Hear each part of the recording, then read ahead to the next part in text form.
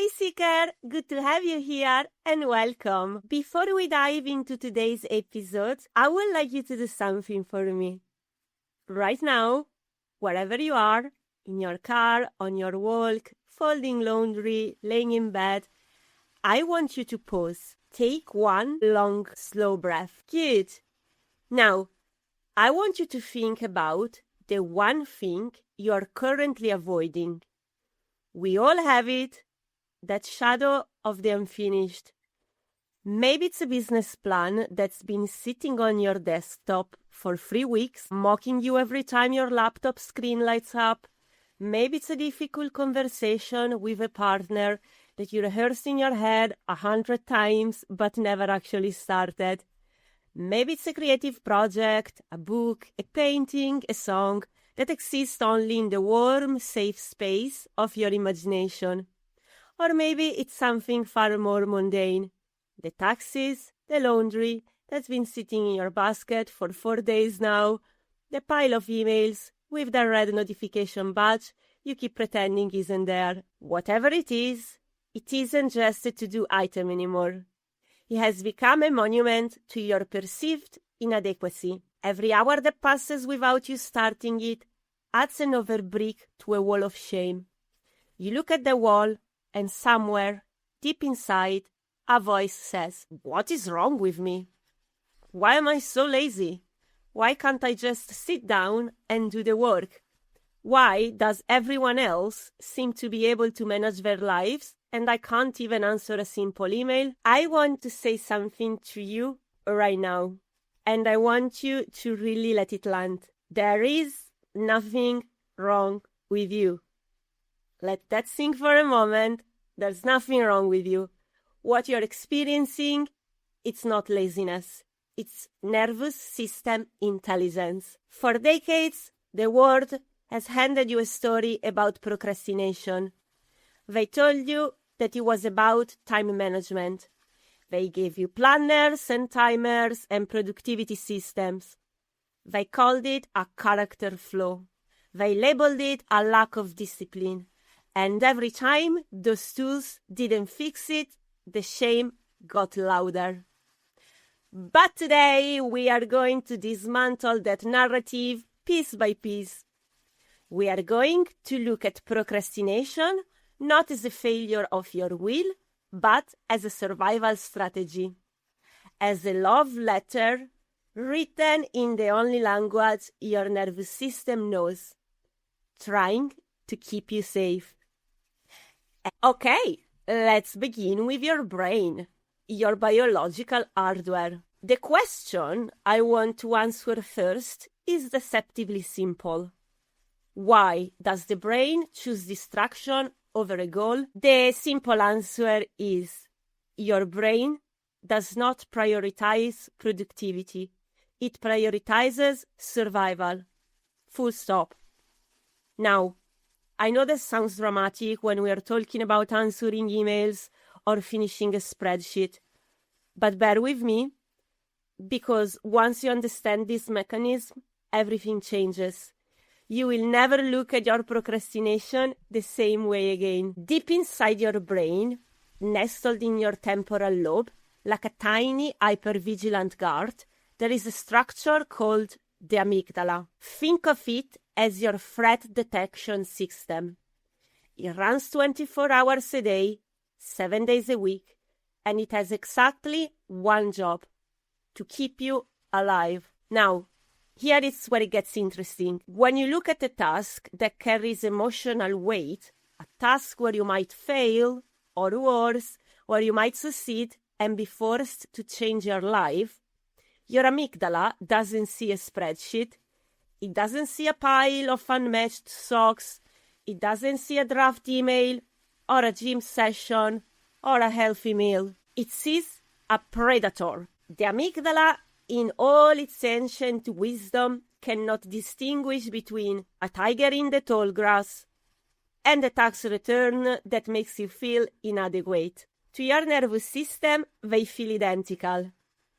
The body doesn't care that one is a 2-ton animal that could end your life and the other one is a PDF form. What it cares about is this. Is there a threat in there? Is there the possibility of pain, shame, rejection, or loss? And if the answer is yes, even if that threat is psychological and not physical, your amygdala fires. And when it fires, it does something remarkable. It shuts down your prefrontal cortex, the part of your brain responsible for planning, focus, decision-making, and taking action. When you sit down at your desk and suddenly think, I just can't focus, I don't know where to start, I feel completely blank, what's actually happening isn't laziness. It's a neurological event. Your brain has pulled the shutters down, and it did that to protect you. The research on this is fascinating. Neuroscientists who study procrastination have found that what we are really looking at is a war inside your brain, a constant negotiation between two systems. On one side is the limbic system, the old reactive part of your brain, responsible for immediate survival, for fear and pleasure, and the instincts to avoid pain right now. On the other side is the prefrontal cortex, the part that understands long-term goals, future consequences, and the idea that sometimes short-term discomfort leads to long-term reward. Procrastination, in this light, is simply the limbic system winning that war. And here is the thing. Your limbic system is very, very good at winning. It had millions years of practice. Now, let's talk about what happens the moment you choose to avoid the difficult task and reach for something easier. Because this is where it gets even more nuanced. So the moment you close that spreadsheet and open Instagram or scroll on YouTube or make yourself a third cup of tea, your brain releases dopamine. And dopamine is not just pleasure, it's relief. Dopamine temporarily numbs the stress response. It masks the cortisol, the stress hormone that the difficult task was producing. In the world of psychology, this is called immediate mood repair. You are, in that moment, self-medicating. The avoidance works. The relief, it's real. The dopamine, it's real. You're not choosing distraction because you're weak.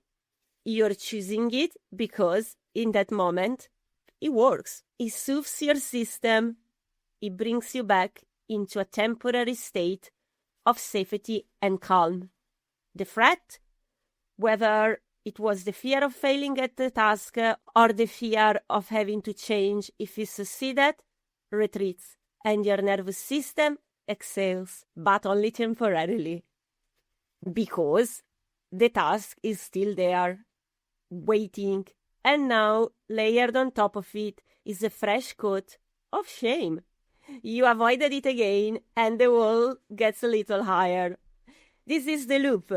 And once you understand it neurologically, you can stop calling yourself lazy and start asking a much more compassionate question. What is my nervous system trying to protect me from? I want to give you a concrete example because I think it helps to see this playing out in real life. So, imagine it's a Monday morning. You have a performance review to write for one of your team members, one that involves some difficult feedback you've been dreading delivering. You sit down at your desk, you open the document, and within 90 seconds, you've opened your email, then the news, then you got to make another coffee you didn't really need, and now you're reorganizing your desk. An hour has passed, and the document is still blank. So, here is what actually happened in that 90 seconds. Your amygdala scanned the task and detected threat. Not physical threat, relational threat. The possibility of conflict, the possibility of being seen as harsh or unfair, the possibility of damaging a relationship that matters to you. The amygdala did not distinguish between that and danger. It fired. The prefrontal cortex went offline, and your nervous system guided you, almost imperceptibly, almost without you noticing, towards safety. The email was safe, the news was safe, the coffee was safe, the tidy desk was safe, and the document stayed blank. None of that was laziness, all of it was intelligence. Intelligence in service of the wrong goal, but intelligence nonetheless. We have all heard of fight or flight, but I want to introduce you to a third gear of your nervous system, one that is almost never talked about, and yet it is the state that most procrastinators know better than any other. It's called freeze response. Freeze response comes from polyvagal theory, a framework developed by neuroscientist Dr. Stephen Porges that describes the three states of the autonomic nervous system: fight or flight, when you mobilize, when you have enough perceived power to either face the threat or run from it, but freeze is what happens when neither seems possible. In trauma therapy, procrastination is often understood as a functional freeze. Your body has decided that the safest thing to do right now is to become a statue. You shut down, you go still. Think about the last time you sat down to work on something important and suddenly felt unbearably sleepy, or you felt a brain fog so thick you couldn't even remember your own train of thought, or perhaps your middle name. Or you opened the document, stared at it for 30 seconds, and then found yourself, almost without choosing it, doing something else entirely. That is not tiredness. That is not distraction. That is your nervous system shutting down the power to the building because it has detected a threat it cannot fight and cannot flee. Freeze is your nervous system saying, I cannot fight this, I cannot run from this, so I will shut down and wait until it passes. And this is why you might experience, when you try to start, a sudden, overwhelming exhaustion, or you lose access to your words. Your ideas dry up, your motivation disappears as if it were never there. You feel foggy, disconnected, almost disassociated from the task in front of you. You're not broken, you're not stupid, you're just frozen, mate. In trauma therapy, there is a concept called the window of tolerance. And I want you to try all this image in your mind because it will change the way you relate to yourself. So imagine a window. Inside the window is a zone where you can think, feel, and act effectively. When you are inside the window, you can handle complexity, sit with discomfort, make decisions, and take action. You have access to all your faculties. Now, imagine that a task triggers something in you. A memory of past failure, perhaps, the ghost of a parent's critical voice, the fear of not being enough. In that moment, you get pushed outside the window. And when you're outside the window, the cognitive and emotional resources you need to do the work simply are not available. You might fly high into anxiety, hypervigilance, rushing around, doing low-stake tasks to feel productive. Or you might drop low into shutdown, fog, numbness, the inability to begin. Either way, you are not choosing not to work. You are dysregulated, and a dysregulation can be fixed, and a dysregulation cannot be fixed with a productivity app. So, let's practice coming back into the window right now. Wherever you are, I want you to do something called orienting. Just don't do this if you're driving a car. So, slowly turn your head to the left, then to the right. Now, as you do that, look around the space you are in and find 3 things that are blue. Just notice them, name them silently in your mind. You can try this again. Slowly turn your head to the left. Then, as you turn it to the right, look around the space and find 3 blue things. Just notice them, name them silently, and let go. This simple act, borrowed from somatic therapy, tells your amygdala something essential. I'm in a room. There are no tigers here. I'm in a safe moment. Notice your breath. Feel your feet on the floor or your body on the seat. You're here. You're safe. That is how you came back into your window of tolerance.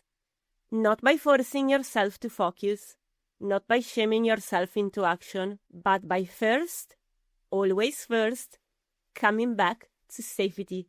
Your nervous system, though, didn't learn this yesterday. It learned it a long time ago. And to understand that, we need to travel back in time. We often think of trauma as the big dramatic things, abuse, loss, violence.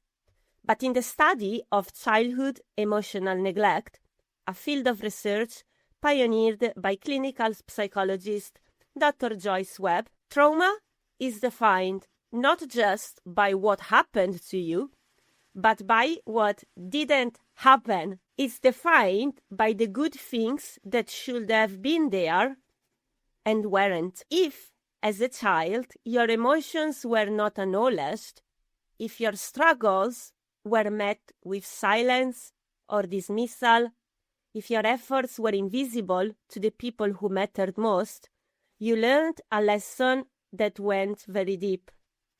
I am alone in my discomfort. And from that lesson, you developed a relationship with difficult things that looked like this. When something feels hard, there is no help coming. When something feels uncomfortable, there is no one who will sit with me through this.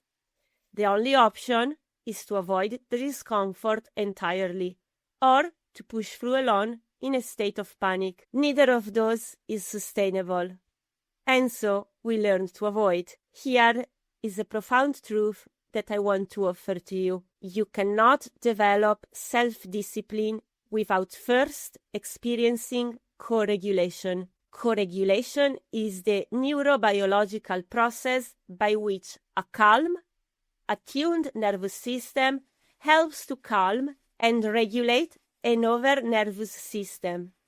It is the mechanism by which a parent who says, I see you're frustrated with this, let's take a breath together, teaches the child how to tolerate discomfort. It is the scaffolding of self-soothing. Without it, we never develop what therapists call an internal parent, the inner voice that can say, this is hard and we will get through it. If no one ever sat down with you in your emotional discomfort as a child, you have no template for how to do this as an adult. So, when the work gets hard and the resistance rises, there is no inner voice to steady you. There is only the void. And in the void, the task feels insurmountable. So, you run. You run to the safety of later. I want to offer you a reframe that has helped many of the people I work with. Instead of thinking of this as a failure of willpower, think of it as a developmental gap. The capacity to sit with discomfort and keep going is not a character trait you are either born with or you're not. It is a skill that is built relationally, incrementally, in early life. And if the relational conditions for building it weren't there, the gap is not your fault. It is simply an unmet developmental need. And unmet needs can be met later, differently, but genuinely. This is also why community matters so much in the healing of procrastination. Because the wound was relational, the repair is relational. You cannot read your way out of a nervous system pattern that was written before you had language. You need a regulated presence. You need to experience again and again what it feels like to be in the presence of something that says, I see you're struggling. I'm not going anywhere. We'll figure this out together. That experience, repeated over time, literally rewires new neural pathways of self-regulation. There is another wound I want to name, and many of you listening will recognize yourself in this. If you grew up in a home where love, attention, or approval was conditional, if you were only celebrated when you achieved, when you came first, when you were the perfect child who never caused trouble, you absorbed a very dangerous belief. My value is in my output. When your worth as a person is tied to what you produce, every single task becomes an existential crisis, because the stakes aren't just, will this project be good? The stakes are, will I be good? If I write that book and it's just okay, then I am just okay.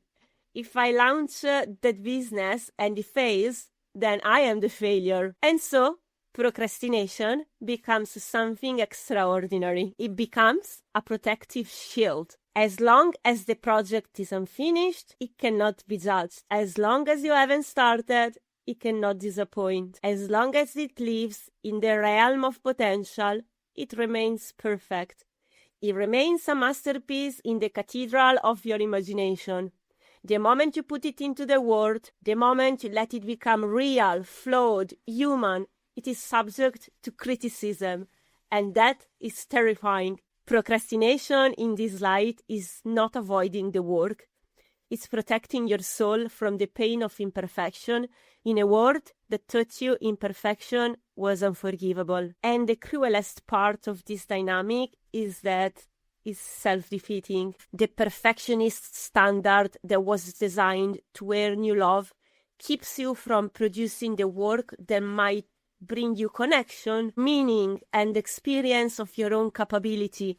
The shield that was meant to protect you ends up isolating you from your work, from your potential, from the satisfaction of completing things. I want to offer you something else. The antidote to perfectionism is not lowering your standards. It is uncoupling your worth from your output. It is practicing, and it is a practice. It doesn't happen overnight.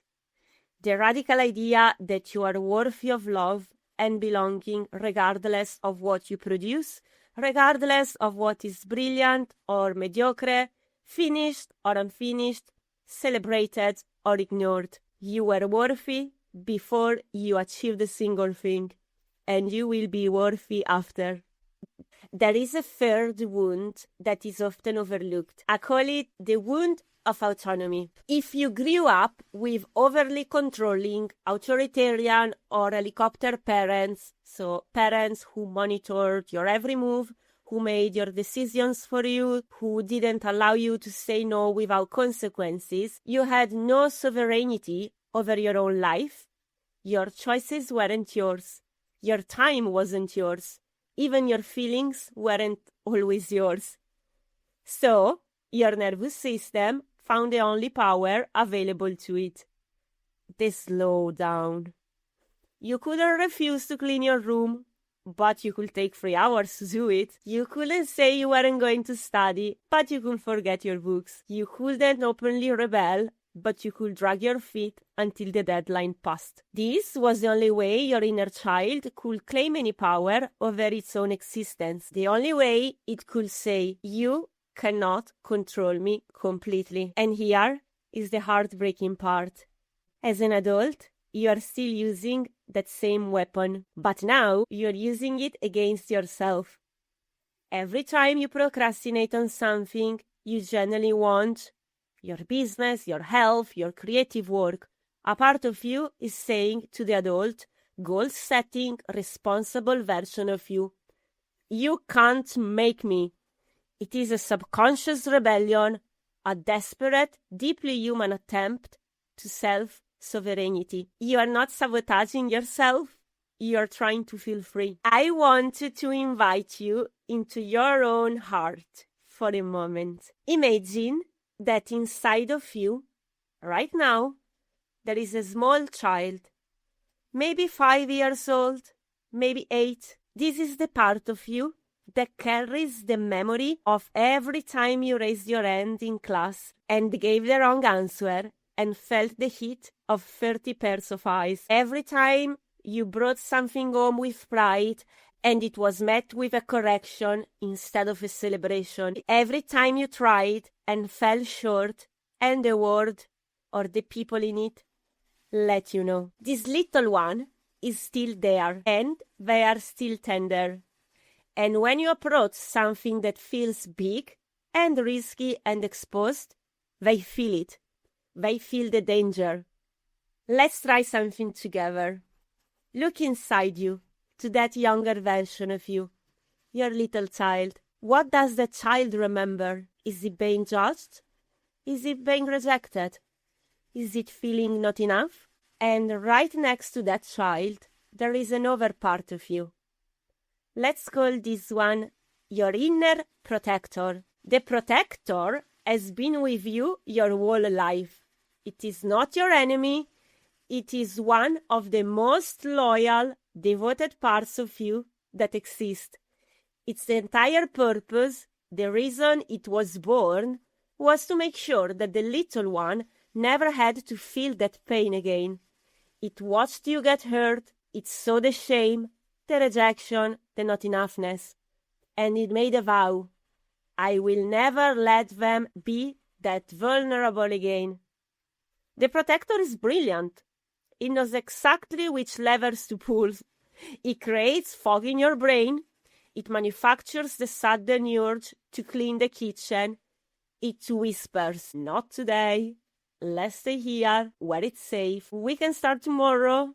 Tomorrow we will be ready. Your procrastination is not self-sabotage. It is an act of love from the part of you that is terrified of getting hurt. Now, here is where most of us go wrong. We take that loving protector and we yell at it. We call it stupid, we call it broken, we try to override it with willpower and shame and more planning tools. And what happens? The protector holds on tighter. It builds the wall higher because it has received your message loud and clear. This situation is dangerous. We need more protection, not less. What actually creates the opening is not force, it's compassion. It always goes down to that, isn't it? Imagine yourself now sitting down with your protector at a table. Not to argue, not to override it, but to truly acknowledge it. To say, I see you. I see how hard you've been working. I see that you're scared I'll be humiliated if I finish this. I see that you've been trying to keep me safe since I was small. Thank you. Thank you for trying to protect me. I hear you. When that part of you feels seen, truly, warmly seen, it doesn't have to scream so loudly anymore. It doesn't have to freeze your nervous system to get your attention. It softens. And when it softens, you regain access to your energy, your focus, your capacity. I want to take a moment to actually do this one together right now. If it's safe for you to do so, if you're not driving or operating machinery, close your eyes. Think about the task you're avoiding, the one that came to your mind at the beginning of this episode, or perhaps the first thing you thought right now. Let it be there. Don't force yourself towards it or away from it. Just notice what happens in your body when you think about it. Where do you feel it? Is it a tightness somewhere? A heaviness? A kind of shutting down? Now, in your mind's eyes, imagine the part of you that created the sensation. Not the task itself, but the part of you that is resisting it. What does it look like? How old does it feel? Is it small? Is it frightened? Is it exhausted? And now, without trying to fix it, without trying to talk it out of something, just place your hand on your heart and say inwardly, I see you. You have been working so hard to keep me safe. You're allowed to rest now. We are going to be okay. Take a breath. That is the beginning of the conversation. You just have to make contact. And that contact, that moment of internal acknowledgement, is more powerful than any productivity system you will ever buy. And now, the truth that I think might be the hardest and the most liberating one in this entire episode. Sometimes, not always, but sometimes, you are procrastinating because the life you're trying to force yourself to live is not actually yours. You built it to be loved. You built it to be accepted. You built it to feel safe in a world that taught you that certain versions of yourself were welcome and others were not. When you were young, most of us learned very quickly what it takes to belong. Maybe you had to be the high achiever, the one who got the grades, the accolades, the approval. Maybe you had to be the quiet one and the uncomplicated one.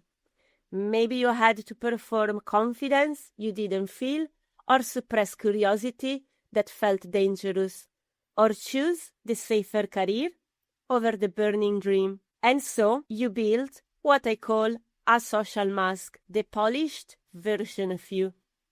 The one who knows how to get the promotion, how to look successful, how to perform the life that was expected of you. Beneath that mask, it's something else entirely. Your inner spark, the part of you that knows, not intellectually, but in the body, in the gut, what actually makes you feel alive. And here is the truth, my friend. Your heart has been trying to tell you. It will not give you its energy to do something it doesn't believe in. Let me say that one again. Your heart will not give you its energy to do something it doesn't believe in. If you have been dragging your feet on a goal that looks impressive but feels like a weight on your chest, if there is a persistent, quiet dread every time you open your laptop to work on that project, ask yourself, with real honesty, whose dreams am I actually chasing here?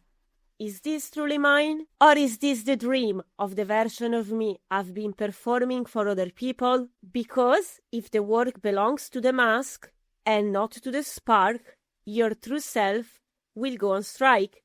It will say, if we are doing this purely to look a certain way to people who don't even really know us, I will not help you. And that isn't dysfunction. That is integrity. That is the deepest part of you refusing to participate in its own diminishment. So, I want you today to ask yourself that question. Am I avoiding this because I'm scared of the work? Or am I avoiding this because I know somewhere below the noise that this isn't my direction? Both are valid answers.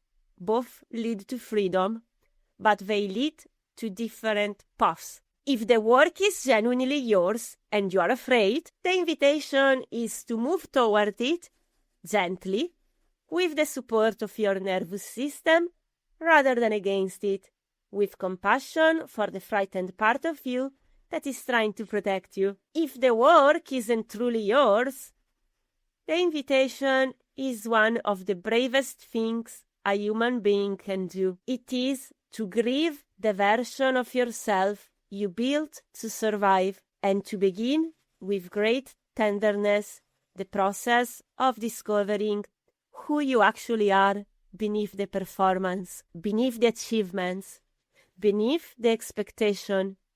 That journey is not a loss. It is a homecoming. Neither of these paths is easy, but both of them lead somewhere real.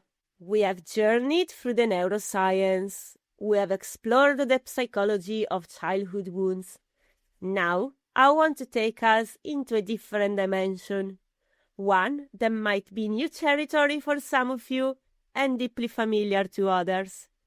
In the framework of VortexHealing, procrastination is understood not just a psychological pattern, but also an energetic one. And some of what I'm about to share might land in your body as a recognition rather than as information. One of the primary energetic roots of procrastination in this system is something called the trying to habit. Notice how it feels in your body to say, I am doing this versus I am trying to do this. Trying to is a distortion of natural action. It is the vibration of perpetual, effortful striving that never quite arrives. And in VortexHealing, this specific habit, the constant state of trying to get things done rather than simply doing them, has a physical impact. It is understood to congest the heart and the small intestine over time. The heart, this is the most remarkable of organs. It's not just a pump. It is, in many healing tradition, the center of our emotional intelligence, our capacity for love and truth, and our relationship with action that comes from genuine inner alignment. When we are in the perpetual trying to, when we are performing emotional states we don't actually feel, when we are masking vulnerability behind productivity, the heart carries that burden. And almost any emotion you can name, fear, grief, anger, the quiet ache of not belonging, every emotion can settle in the heart. This is not a metaphor. This is experienced in the body. Vortex healers can also work with what is called issue realms. So persistent areas of consciousness that, unlike a fleeting thought or emotion, have taken on their own life. A realm is a kind of self-sustaining loop in consciousness. It feeds itself, it regenerates itself, it is active 24 hours a day, shaping your perception and your responses. If your dreams had to go on indefinitely, it will be a realm and not a dream anymore. Most people who struggle with chronic procrastination have what can be understood as an avoidance realm, a persistent internal landscape of hiding, withdrawal, and retreat. When you enter that realm, it doesn't feel like a choice anymore. It feels like where you live. It feels like reality. You are not just avoiding today's task. You are existing inside the field of avoidance that has become part of your identity. And this is why willpower so often fails. You cannot out-discipline a realm. The realm is deeper than discipline. It has roots in your genetics, in your conditioning, in the very architecture of how your consciousness organizes itself around pain. And I would like to add something here that many people might find surprising. The avoidance realm is not just about the tasks you are avoiding. It's about the emotions beneath the tasks. The inadequacy, the shame, the fear of being too much or not enough, the grief of the unlived life. These are the energies that the realm is built upon. Address them and the realm loses its fuel. And then you can get a vortex healer to clear it for you. Procrastination also often reflects a conflict between different expressions of will that lives in the chakra system. I want to highlight two in particular. First of all, the third chakra, so your solar plexus area located in the center of your body between your ribs, that governs what we might call my will be done. It is the seat of your personal power, your individuality, your capacity to say, I am here I have a right to take up space. I can act in the world. When the third chakra is blocked by unprocessed experiences of control, shame, self-doubt, or the crushing weight of other people's expectation, your intellect can get captured in it. The stories that your thinking mind generates, I'll do it later, I'm not ready yet, who am I to do this? Those stories live here. They are not truths, they are the noise of a blocked third chakra. The fifth chakra, so the throat center, governs a very different quality of will. This is T-will be done. This is the capacity for surrender, for creativity that flows through us rather than being forced by us, for trusting the intelligence that is larger than our own personal agenda. When the throat center is blocked, we can get locked in a kind of pushing, trying to make things happen through sheer effort rather than allowing inspired action to arise. We resist the very creativity we are trying to produce. We sit down to write and nothing comes, not because we lack the ideas, but because we are gripping to art. The invitation, from an energetic perspective, is to work on both levels, to clear the third chakra stories that keep you small, and to open the fifth chakra for a more trusting, receptive relationship with action. And now, perhaps the most powerful layer of all, from the perspective of spiritual awakening. Your ego assumes it is the initiator of all actions. It says, I am doing this, I must do this, I must force this, I am the one who is responsible for this.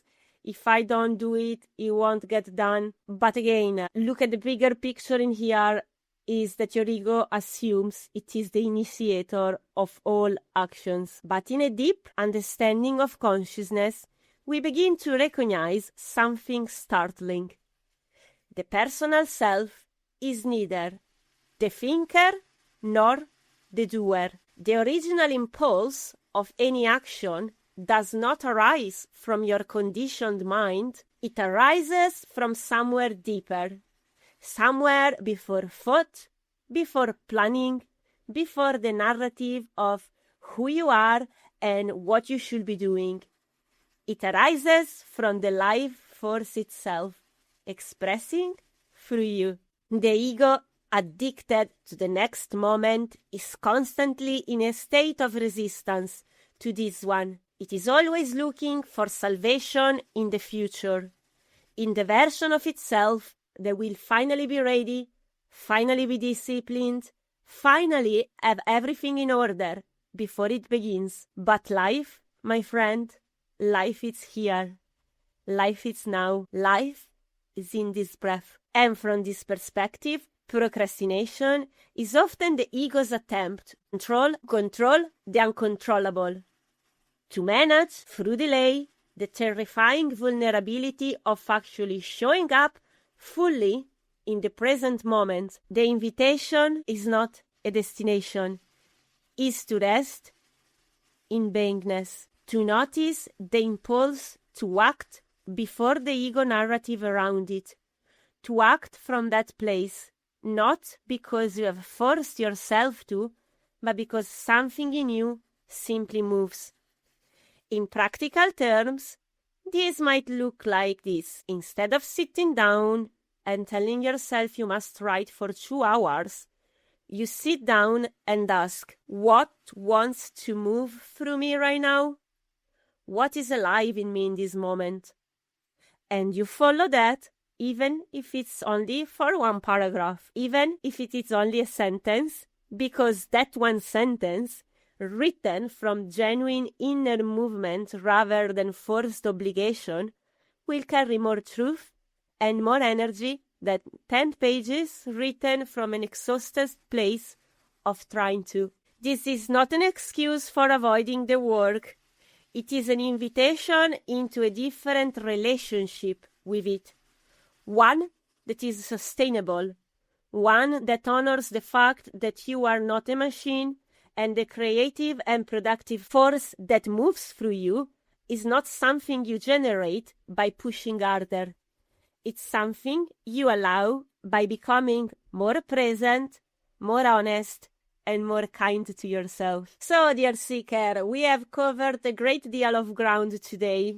We have looked at the neuroscience of the freeze response, the psychology of childhood wounds, the spiritual invitation of the present moment.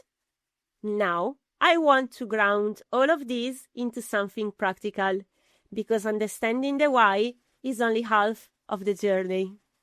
The other half is moving that energy through your body and into the world. So, here are the principles I want you to carry with you from this episode. First, when resistance arises, come back to the body before you come to the task. Regulate before you produce. That means orientating, breathing, grounding. It means telling your nervous system that you are safe. 5 minutes of this. Second, when you notice yourself avoiding, speak to the protector, not at it. Acknowledge the fear rather than overriding it. Say, out loud or in your mind, I see you. I know you're scared. Let's do this gently, together. You don't need to fight your own psychology. You need to be in a relationship with it. Third, ask the question of alignment. Is this truly mine? Does this belong to my deepest self? Or does it belong to a version of me I've been performing for others? If it's not truly yours, no amount of self-discipline will sustain the work. And if it truly is yours, even the fear becomes workable, because the soul will show up for what it genuinely loves. Fourth, make the first step absurdly small. Not the project, the first gesture towards the project. Open the document, write one sentence. Put your gym shoes on, send the first email today. The nervous system does not need you to finish it. It needs you to demonstrate again and again that beginning is safe. And every time you do that, every time you take one small step and discover that the world did not end, you are writing a new story in your body. A story that says, it is safe to begin. It is safe to try. I will not abandon myself in the middle of this. Fifth, celebrate. Celebrate completion more than perfection. When you finish something, anything, acknowledge it. Not just the result, but the act of following through.